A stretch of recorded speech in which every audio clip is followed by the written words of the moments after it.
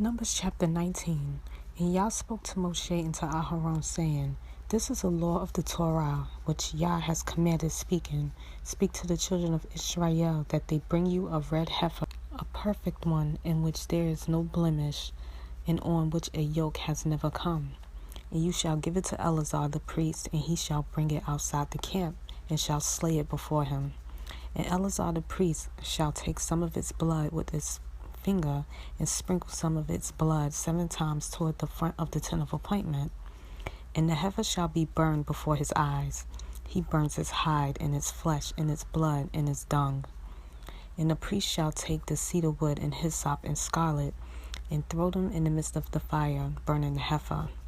The priest shall then wash his garments, and shall bathe his body in water, and afterward come into the camp, but the priest is unclean until evening. And he who is burning it washes his garments in water, and shall bathe his body in water, and is unclean until evening. And a clean man shall gather up the ashes of the heifer, and shall place them outside the camp in a clean place. And they shall be kept for the congregation of the children of Israel, for the water, for uncleanness. It is for cleansing from sin. And he who gathers the ashes of the heifer shall wash his garments, and is unclean until evening. And it shall be a law forever to the children of Israel, and to the stranger who sojourns in their midst.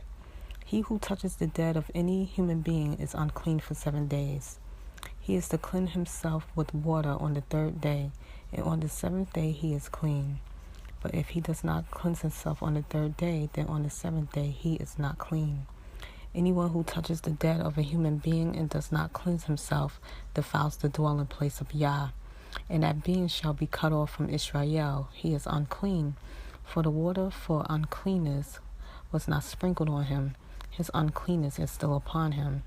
This is the Torah when a man dies in a tent. All who come into the tent and all who are in the tent are unclean for 7 days. And every open vessel which has no cover fastened on it is unclean.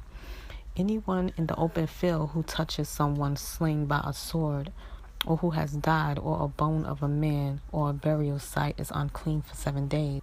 And for the unclean being, they shall take some of the ashes of the heifer burnt for cleansing from sin, and running water shall be put on them in a vessel.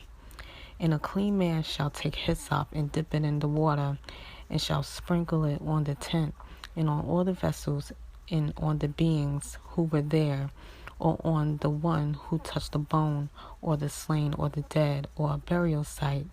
And the clean one shall sprinkle the unclean on the 3rd day, and on the 7th day.